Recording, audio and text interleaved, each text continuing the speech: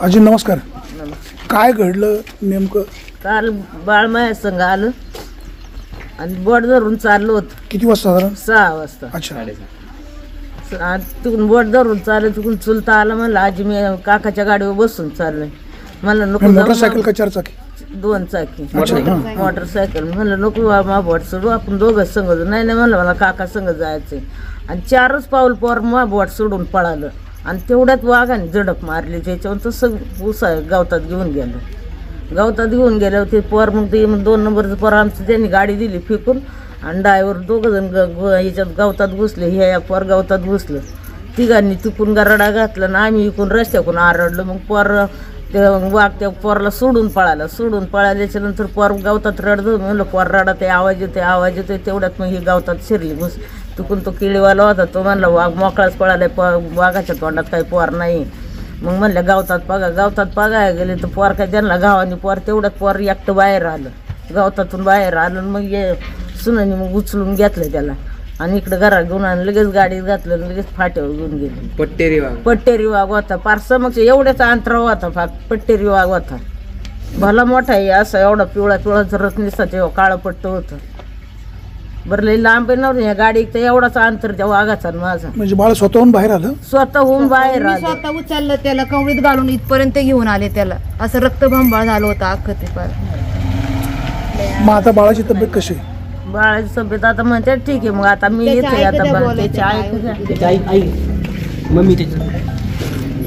बाळाची तब्येत कशी आहे? आता व्यवस्थित आहे. सर्जरी केली त्याची, पण अजून अंडर ऑब्झर्वेशन खाली. वेळ जाईन अजून बराच. इथे बिबट्या याच्या अगोदर पण आलेला? हो, रोजचे 2-2, 3-3 येतात. CCTV कॅमेरा बसवल्यापासून पण रोजचे पहाटेचे वगैरे दिसतात ना, पर संध्याकाळचे पण 8 वाजता पण येतात. काय तुमची मागणी असेल? परिसरामध्ये बिबट्यांची संख्या खूप वाढते. आमची मागणी काय, आम्ही किती मागणी केली तर कोण पूर्ण करते? आम्ही याच्या मागे पण बोललो होतो 2 महिन्यापूर्वीच की पिंजरे लावा, तुम्ही जरा लक्ष द्या. आम्ही इथून स्ट्रीट लाईट पण मागवली होती, पण कोणी लक्षच देत नाही. आज 10 पिंजरे लावणार तिथं. 10 पिंजरे लावले तरी आता होणारी गोष्ट होऊन गेली. आणि त्यात तो वाघ म्हणजे सापडला पण पाहिजे ना. तो काही एकच थोडीच आहे की ज्याने हल्ला केला तोच सापडला, असं थोडीच काही. सापडला तर चांगलंच आहे, म्हणजे बाकीचं कुणाची तरी हानी टळल ना जीवाची. रस्त्याला खेळायला सारखं अशी बसून राहते पोरांसाठी. पण ते काल कसं चुकून झालं, कसा तो बसून राहिला. बरं 6 वाजता दिवस होता चांगला. हा अंधार पाडल्यावर जर माणूस गेला तर मग म्हणलं. पण आता दिवस होता म्हणून मी तिथवर गेले आणि तिथूनच मागं फिरले आणि पोरांनी बोटाला माया धरले. चुलता आला म्हणून म्हणलं आजी मी चाललो काकाच्या गाडीवर. म्हणलं नको जाऊ बाळा, आपण जाऊ संग. नाही म्हणलं मला गाडीवर बसून जायचं. इकडून चुलत्यानी पहिलं पोर त्याच्याकडं पळत येते, मी त्याच्याकडं बघत येते. तेवढ्याच वाघाने झडप घातली त्याच्यावर आणि तसं गावतात घेऊन पळालं.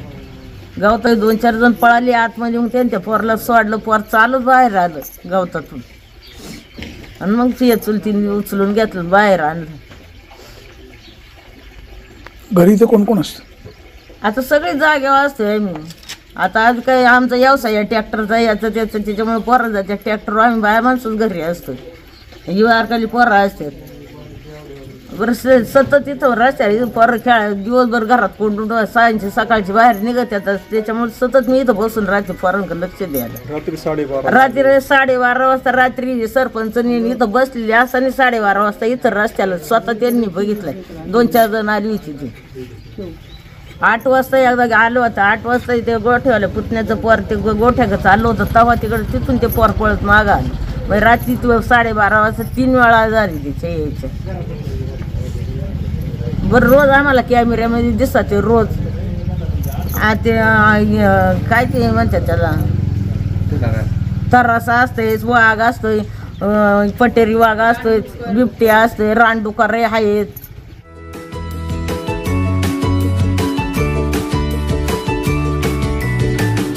बातम्या शेतीच्या, बातम्या मातीच्या, बातम्या अन्यायाच्या, गुन्हेगारीच्या,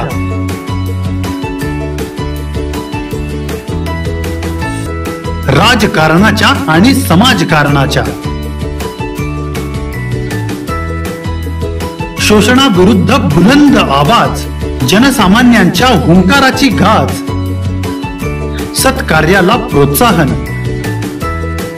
दुष्कृत्याला अनुशासन, निर्भीड, निस्पृह, सडेतोड, बेधडक आणि रोखटोक म्हणजेच विघ्नहर टाइम्स. शोध बातमीचा, ध्यास सत्याचा. आपलं चॅनल, आपली बातमी. सबस्क्राईब तर कराच, पण बेल आयकॉनवर क्लिक करायलाही विसरू नका.